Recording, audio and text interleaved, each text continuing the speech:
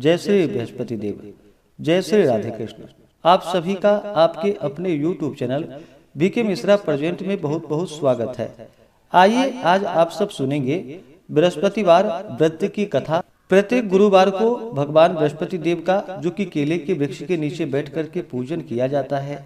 जो भी भक्त सच्ची श्रद्धा के साथ, नियम और निष्ठा के साथ बृहस्पतिवार का व्रत करते हैं, भगवान बृहस्पति देव का पूजन करते हैं, इससे व्यक्ति को सभी प्रकार के धन और धान्य की प्राप्ति होती है, विद्या का लाभ होता है। स्त्रियों के लिए यह व्रत जो कि अति आवश्यक माना गया है। इस व्रत को स्त्री या पुरुष कोई भी धारण कर सकते हैं।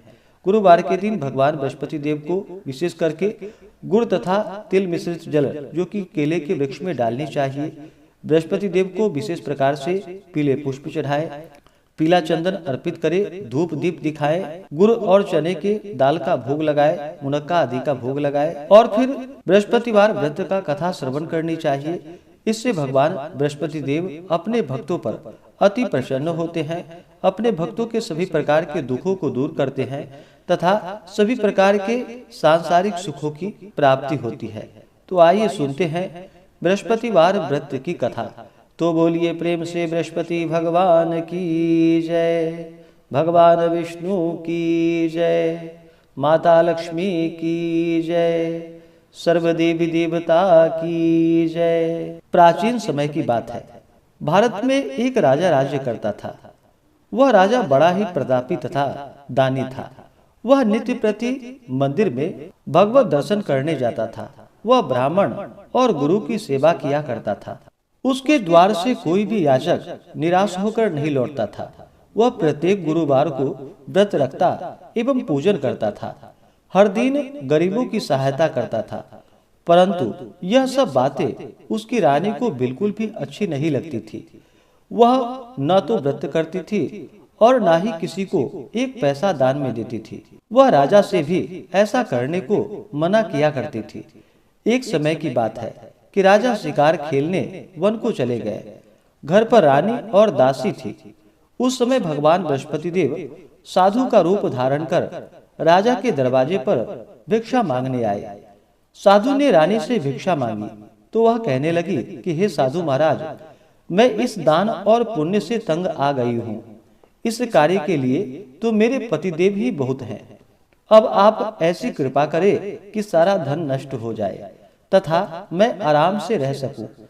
साधु रूपी बृहस्पति देव ने कहा कि हे देवी, तुम बड़ी विचित्र हो। संतान और धन से कोई दुखी नहीं होता है, इसको सभी चाहते हैं।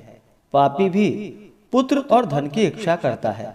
अगर तुम्हारे पास धन अधिक है तो भूखे मनुष्यों को भोजन कराओ, प्याऊ लगवाओ, ब्राह्मणों को दान दो, धर्मशालाएं बनवाओ, कुआं, तालाब, बावड़ी, बाग बगीचे आदि का निर्माण कराओ तथा निर्धनों की कुमारी कन्याओं का विवाह करवाओ, साथ ही यज्ञादि करो। इस प्रकार के कर्मों से आपके कुल का और आपका नाम परलोक में भी सार्थक होगा एवं तुम्हें भी स्वर्ग की प्राप्ति होगी। परंतु रानी साधु की इन बातों से खुश ना हुई।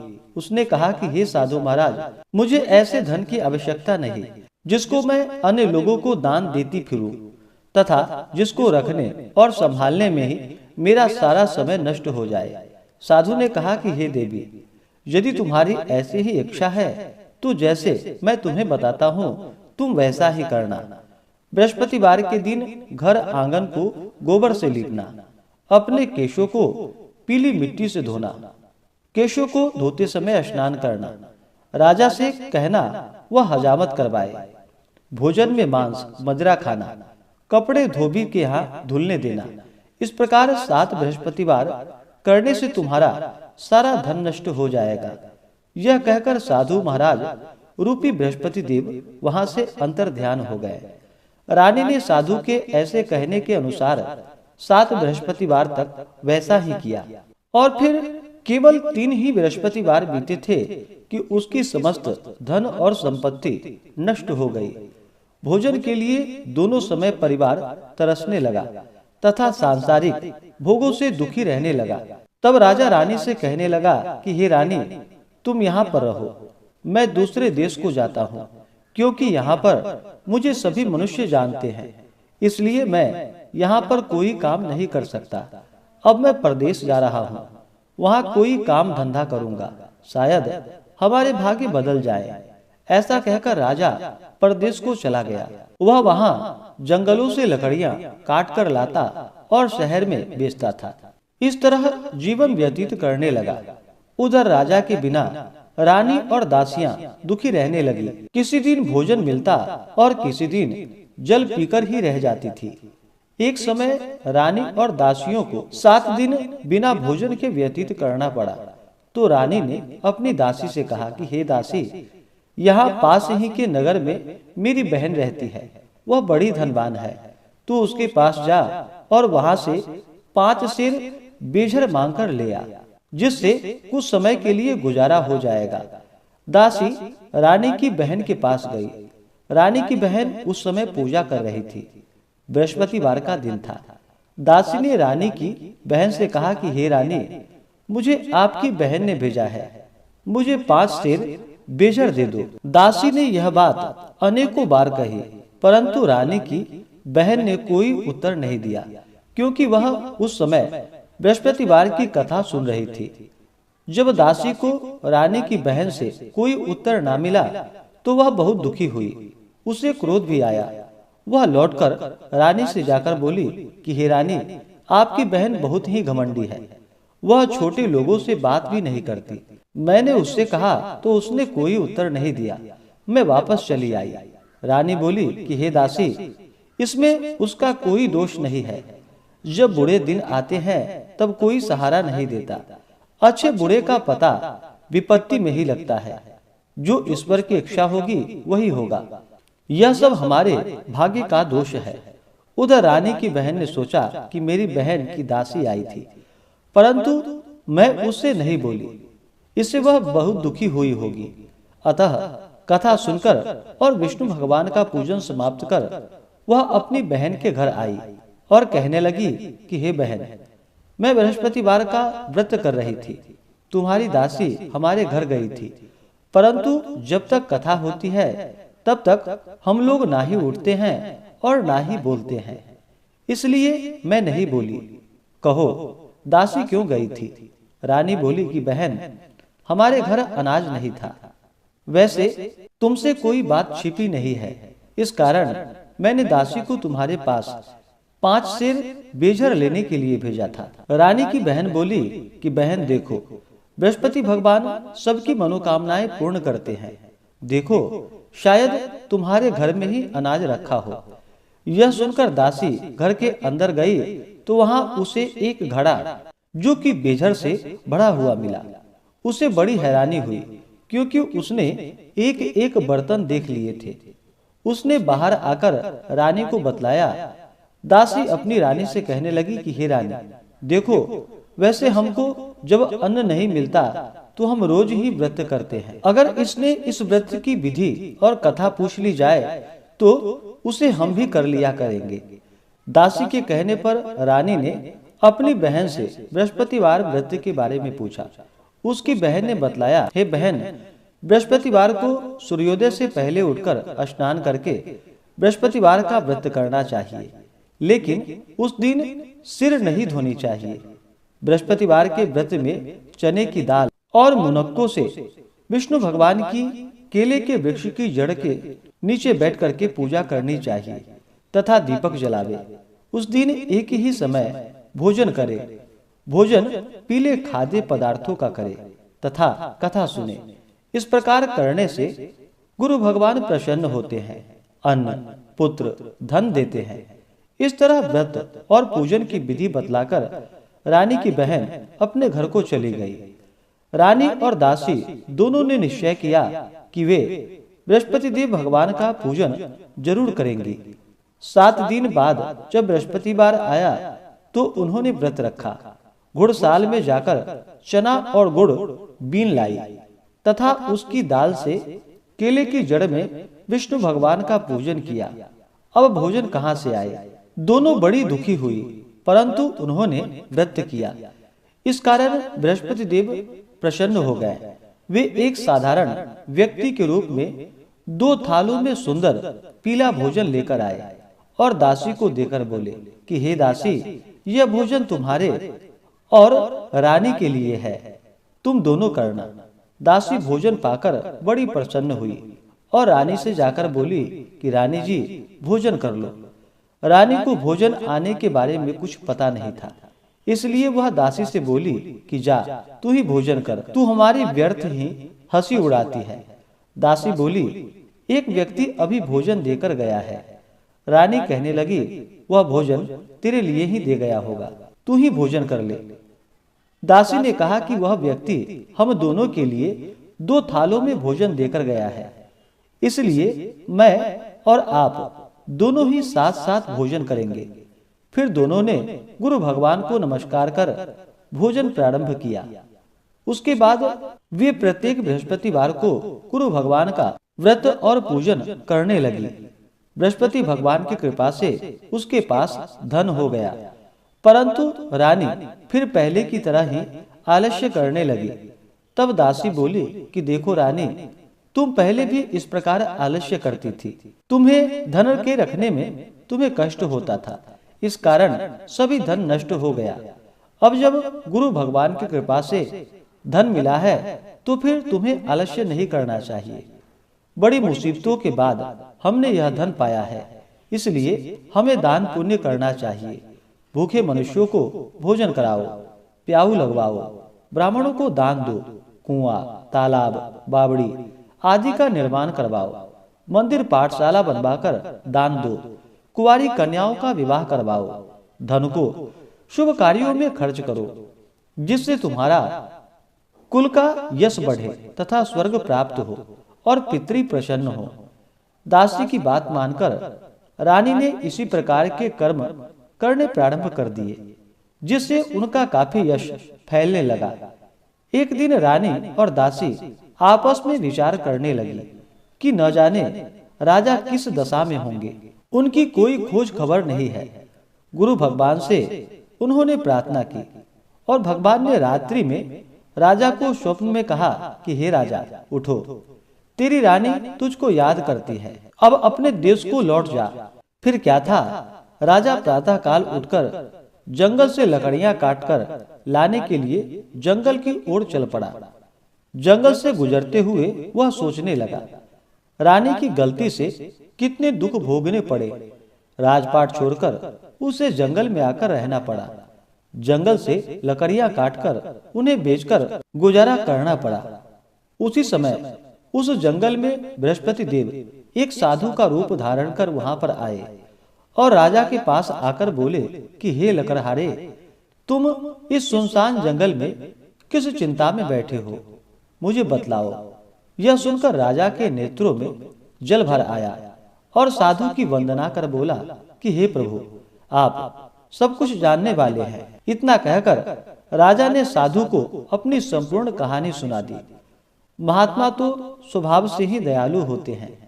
वे राजा से बोले कि हे राजा, तुम्हारी पत्नी ने बृहस्पति देव के प्रति अपराध किया था, जिसके कारण तुम्हारी यह दशा हुई। अब तुम किसी प्रकार की चिंता मत करो, भगवान तुम्हें पहले से भी अधिक धन देंगे। देखो, तुम्हारी पत्नी ने बृहस्पतिवार का व्रत करना प्रारंभ कर दिया है। अब तुम भी बृहस्पतिवार का व्रत करके चने के दाल व गुड़ और जल को लोटे में डालकर केले के पत्ते से भगवान विष्णु का पूजन करो। फिर कथा कहो या सुनो, भगवान तुम्हारी सभी कामनाओं को पूर्ण करेंगे। साधु को प्रसन्न देखकर राजा बोला कि हे प्रभु, मुझे लकड़ी बेचकर इतना पैसा नहीं बचता जिससे भोजन करने के उपरांत कुछ बचा सकूं। मैंने रात्रि में अपनी रानी को व्याकुल देखा है। मेरे पास कोई साधन नहीं है जिससे समाचार जान सकूं। फिर मैं बृहस्पतिवार की कौन सी कहानी कहूं या सुनूं?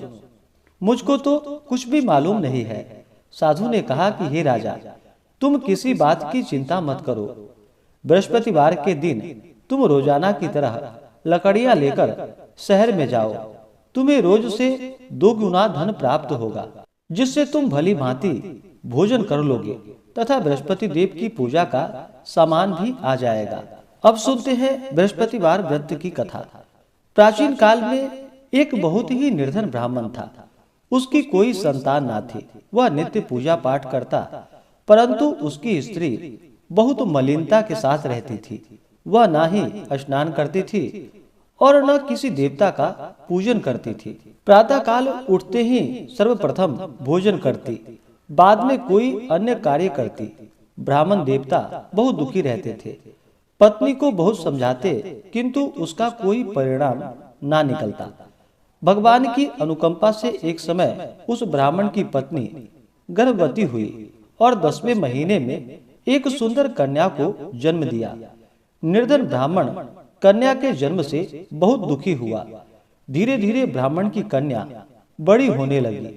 बचपन से ही उस कन्या की रुचि भगवान विष्णु की पूजा में थी। वह प्रातः उठते ही स्नान आदि करके भगवान विष्णु का पूजन करने मंदिर में जाती थी। बृहस्पतिवार को व्रत करके विधिवत पूजा पाठ करती थी। पूजा पाठ के बाद वह पढ़ने के लिए पाठशाला में चली जाती थी। घर से चलते हुए वह मुट्ठी भर जौ साथ लेकर जाती थी और पाठशाला के रास्ते में थोड़े थोड़े जौ गिराती हुई जाती थी। जब वह पाठशाला से घर लौटती तो जौ के वह दाने जो कि सोने में बदले हुए उसको मिलते। लड़की सभी सोने के दाने बीन लाती थी। एक दिन जब वह सोने के दानों को साफ कर रही थी तो उसकी माँ ने कहा, बेटी, सोने के दाने साफ करने के लिए सोने का सूप भी तो होना चाहिए। अगले दिन बृहस्पतिवार था। उसने भगवान बृहस्पति देव की पूजा करते हुए उनसे प्रार्थना की कि हे भगवान, यदि मैंने आपका व्रत विधिवत किया हो तो मुझे सोने का सूप दे दो। भगवान बृहस्पति देव ने उसकी मनोकामना पूरी करने का वचन दिया। पाठशाला से लौटते समय उसे रास्ते में सोने का सूप पड़ा हुआ मिला। घर लौटकर सोने का सूप अपनी माँ को दिखाकर वह सोने के दाने साफ करने लगी। उसी समय नगर का राजकुमार उसके घर के पास से गुजरा। उस सुंदर लड़की को सोने के सूप में जौ साफ करते हुए देखकर राजकुमार उस पर मोहित हो गया। महल में लौटकर राजकुमार ने राजा से उस लड़की से विवाह करने की इच्छा प्रकट की। तो राजा ने ब्राह्मण को महल में बुलाकर राजकुमार से लड़की की विवाह की बात कही। ब्राह्मण तैयार हो गया और फिर धूमधाम से उस लड़की का विवाह राजकुमार से हो गया। दुल्हन बनकर ब्राह्मण की लड़की महल में चली गई। लड़की के चले जाने से ब्राह्मण फिर निर्धन हो गया। उसे कई कई दिन भोजन भी नहीं मिलता था। बहुत दुखी होकर ब्राह्मण एक दिन अपनी लड़की के पास गया। अपने पिता से निर्धनता का समाचार सुनकर उसे बहुत सा धन देकर पिता को विदा किया। उस धन से ब्राह्मण के कुछ दिन तो आराम से गुजर गए, लेकिन जल्दी ही फिर भूखे मरने की हालत हो गई। ब्राह्मण अपनी लड़की से धन लेने के लिए फिर महल में पहुंचा। लड़की ने पिता की बुरी हालात देखकर कहा, पिताजी, आखिर आप कब तक मुझसे धन लेकर जीवन यापन करेंगे? आप कोई एक उपाय क्यों नहीं करते जिससे आपका घर धन संपत्ति से भर जाए? ब्राह्मण ने कहा, मैंने तेरी माँ को बहुत समझा लिया, पर उसकी समझ में कुछ नहीं आता। उसका फुहरपन नष्ट हो तो घर की निर्धनता भी दूर हो जाए। तब कुछ सोचकर लड़की ने पिता से कहा कि पिताजी, आप कुछ दिनों के लिए माँ को मेरे पास छोड़ जाओ। तब कुछ सोच समझकर ब्राह्मण पत्नी को लड़की के पास महल में छोड़ आया। लड़की ने अपनी माँ से कहा कि माँ, तुम कल प्रातः उठकर स्नान आदि करके भगवान बृहस्पति देव भगवान विष्णु की पूजा अवश्य करना। पूजा करने से तुम्हारी निर्धनता अवश्य दूर हो जाएगी। लेकिन उसकी माँ ने उसकी कोई बात ना मानी। तब क्रोधित होकर लड़की ने अपनी माँ को एक कक्ष में बंद कर दिया। सूर्योदय के समय माँ को उठाकर जबरदस्ती उसे स्नान करवाया और फिर मंदिर में ले जाकर भगवान बृहस्पति देव की पूजा करवाई। कुछ दिनों तक ऐसा करने से माँ की बुद्धि में परिवर्तन हुआ और वह स्वयं बृहस्पतिवार का व्रत रखने लगी। उसके व्रत रखने से ब्राह्मण के घर में भगवान विष्णु की अनुकंपा से धन की वर्षा होने लगी। दोनों पति पत्नी धन संपत्ति पाकर आनंद पूर्वक जीवन यापन करते हुए विष्णु धाम को चले गए। और उस लकड़हारा बने राजा ने उन साधु से भगवान बृहस्पति देव की यह कथा सुनकर बृहस्पतिवार का व्रत करके भगवान विष्णु की पूजा की। उस दिन से उसके सभी क्लेश दूर हो गए। लेकिन अगले बृहस्पतिवार को कामकाज में अधिक व्यस्त रहने के कारण उसने भगवान बृहस्पति देव जी का व्रत नहीं किया। भगवान बृहस्पति देव लकड़हारे से क्रोधित हो गए और उसे भूल की सजा दी। उस दिन नगर के राजा ने नगर में घोषणा करके सबको सूचित किया कि प्रत्येक नागरिक मेरे महल में भोजन करने आए। जो नहीं आएगा उसे अपराधी मानकर भारी दंड दिया जाएगा। लकड़हारा बने राजा ने उस नगर के राजा की घोषणा तो सुन ली, लेकिन जंगल से लकड़ी काटकर लाने और उन्हें बेचने में देर हो जाने के कारण वह समय पर महल में भोजन करने नहीं जा सका। अतः राजा के सैनिक लकड़हारे को पकड़कर महल में ले गए। राजा ने उसे महल में एक कक्ष में बैठाकर भोजन कराया। उस कक्ष में एक खूंटी पर रानी का सोने का हार लटका हुआ था। लकड़हारा अकेला उस कक्ष में भोजन कर रहा था। तभी उसने एक आश्चर्यजनक घटना घटती हुई देखी। देखते ही देखते वह खूंटी हार को निगल गई। थोड़ी देर बाद राजा ने हार गायब देखा तो लकड़हारे को कारावास में डलवा दिया। लकड़हारा मन ही मन अपने भाग्य को कोसने लगा। तभी उसे जंगल में मिले साधु का स्मरण हो आया। थोड़ी देर में भगवान बृहस्पति देव सन्यासी के रूप में उसके सामने प्रकट हुए और कहा कि हे लकड़हारे, तूने भगवान बृहस्पति देव की पूजा नहीं की, इसी कारण तुम्हें कष्ट हुआ है। लेकिन अब चिंता मत करो। बृहस्पतिवार के दिन कारागार के दरवाजे पर तुम्हें कुछ पैसे पड़े हुए मिलेंगे। उन पैसों से भगवान बृहस्पति देव का व्रत करके उनकी पूजा करोगे तो तुम्हारे सब दुख नष्ट हो जाएंगे। बृहस्पतिवार के दिन दरवाजे पर पड़े मिले पैसे से चने और गुड़ मंगवाकर लकड़हारे ने बृहस्पतिवार की कथा कही तो भगवान बृहस्पति देव ने प्रसन्न होकर उस नगर के राजा को स्वप्न में लकड़हारे को कारागार से मुक्त करने को कहा। सुबह राजा ने अपने कक्ष में आकर देखा तो खूंटी पर रानी का हार टंगा हुआ पाया। राजा ने लकड़हारे को मुक्त कर दिया और उसे धन और आभूषण आदि देकर विदा किया। लकड़हारा बना राजा उस नगर से चलकर अपने नगर में पहुंचा तो उस नगर में कुएं, धर्मशालाएं, बाग बगीचे देखकर बहुत प्रसन्न हुआ। राजा ने किसी से पूछा कि ये कुएं, धर्मशालाएं किसने बनवाई है। सबने उसे बतलाया कि ये सब रानी और उसकी दासी ने बनवाए हैं। राजा महल में पहुंचा तो रानी ने उसका भव्य स्वागत किया। तब राजा ने निश्चय किया कि सप्ताह में एक बार तो सभी बृहस्पतिवार का व्रत तथा पूजन करते हैं, परंतु मैं प्रतिदिन व्रत किया करूंगा तथा दिन में 3 बार कथा कहूंगा। अब राजा हर समय दोशाले में चने की दाल बांधे रहता तथा दिन में 3 बार बृहस्पति देव की कथा कहता। कुछ दिनों के बाद राजा को अपनी बहन की याद आई।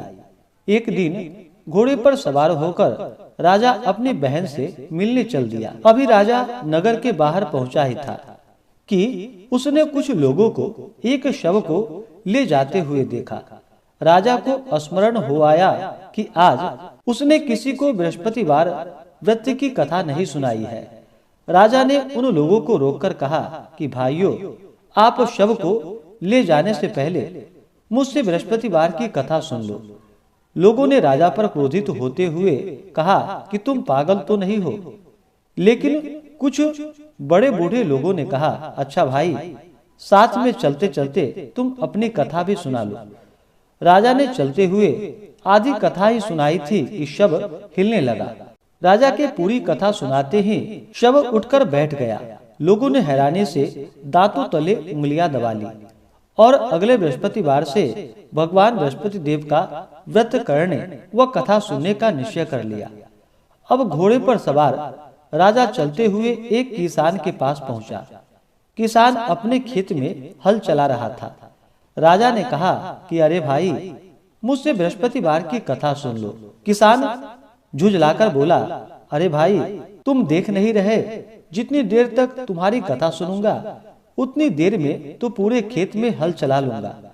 राजा निराश होकर चलने लगा। तभी किसान के बैल लड़खड़ाकर जमीन पर जा गिरे। किसान के पेट में भी जोरों का दर्द होने लगा। उस किसान की पत्नी जब खाना लेकर आई तो उसने किसान से इस बारे में पूछा। किसान ने घुड़सवार की पूरी कहानी सुनाई। किसान की पत्नी दौड़ती हुई राजा के पास पहुंचकर हाथ जोड़कर बोली कि भैया, मैं तुम्हारी कथा सुनने को तैयार हूँ। राजा ने उसके साथ खेत पर पहुंचकर बृहस्पतिवार की कथा सुनाई। तभी बैल उठकर खड़े हो गए। किसान के पेट का दर्द भी तुरंत ही ठीक हो गया। राजा अपनी बहन के घर पहुंचा तो उसकी बहुत आवभगत हुई। अगले दिन सुबह उठकर राजा ने देखा घर के सभी लोग भोजन कर रहे हैं। किसी भूखे को बृहस्पतिवार की कथा सुनाए बिना राजा भोजन नहीं करता था। उसने बहन से कहा कि बहन, क्या घर में कोई ऐसा व्यक्ति है जिसने अभी तक भोजन ना किया हो? उसकी बहन बोली, भैया, हमारे घर में तो क्या, आपको पूरे नगर में कोई ऐसा व्यक्ति नहीं मिलेगा जिसने सुबह सुबह भोजन नहीं किया हो। तब राजा ने बहन के घर से निकलकर उस नगर में बिना भोजन किए व्यक्ति की तलाश की। एक गरड़िए के घर में उसका बेटा बीमार होने के कारण भूखा रह गया था। राजा ने उसको जाकर बृहस्पतिवार की कथा सुनाई। कथा सुनते सुनते गरड़िए का बीमार बेटा बिल्कुल ठीक हो गया। सबने राजा की बहुत प्रशंसा की। एक दिन राजा ने अपनी बहन से कहा, बहन, अब हम अपने घर जाना चाहते हैं, तुम भी हमारे साथ चलो, कुछ दिन वहां रहकर लौट आना। राजा की बहन ने अपनी सास से पूछा तो सास ने ताने देते हुए कहा, बहू, मायके जाना हो तो अकेली जाना, मेरे पोते को नहीं ले जाना। तुम्हारे भाई के कोई संतान नहीं है, कहीं तुम्हारी भाभी मेरे पोते पर कोई जादू टोना न कर दे। दूसरे कक्ष में बहन की सास की बातें सुनकर राजा दुखी मन से अकेले ही अपने घर को लौट गया। रानी ने राजा से कहा, आप तो अपनी बहन को साथ लाने की बात कहकर गए थे, फिर बहन को साथ क्यों नहीं लाए? तब राजा ने दुखी होते हुए कहा, रानी, हम निसंतान हैं, इसलिए कोई हमारे घर आना पसंद नहीं करता है। रानी ने राजा को समझाया कि हे प्राणनाथ, हमें बृहस्पति देव ने सब कुछ दिया है, अब भगवान बृहस्पति देव हमें संतान भी अवश्य देंगे। बृहस्पतिवार को विधिवत व्रत करते हुए राजा रानी ने भगवान बृहस्पति देव से संतान के लिए प्रार्थना की। कुछ दिनों के बाद उन्होंने स्वप्न में दर्शन देते हुए कहा, हे राजन, तेरी मनोकामना अवश्य पूरी होगी। एक सप्ताह बाद ही रानी गर्भवती हो गई। 10वें महीने में रानी ने एक सुंदर पुत्र को जन्म दिया। राजा रानी जीवन पर्यंत बृहस्पतिवार का व्रत करते रहे। उनके घर में धन की वर्षा होती रही। इस तरह आनंद पूर्वक जीवन यापन करते हुए राजा रानी भगवान बृहस्पति देव की अनुकंपा से मोक्ष को प्राप्त करके सीधे वैकुंठ धाम को पहुंच गए। बृहस्पतिवार को विधिवत व्रत करके जो स्त्री पुरुष भगवान बृहस्पति देव की पूजा करते हैं तो भगवान उनकी सभी मनोकामनाएं अवश्य ही पूर्ण करते हैं। तो बोलिए प्रेम से भगवान बृहस्पति देव की जय। इसी प्रकार से ज्ञानवर्धक जानकारियां प्राप्त करते रहने के लिए, कथा को सुनने के लिए, व्रत पूजा के बारे में जानने के लिए चैनल पे अगर आप नए हैं तो चैनल को लाल बटन दबा करके सब्सक्राइब करें, साथ में बेल आइकन घंटी को दबाएं ताकि वीडियो का नोटिफिकेशन आपको समय से मिलता रहे। वीडियो को लाइक करें, शेयर करें। सुखी रहें और स्वस्थ रहें। जय श्री राधे कृष्ण। धन्यवाद।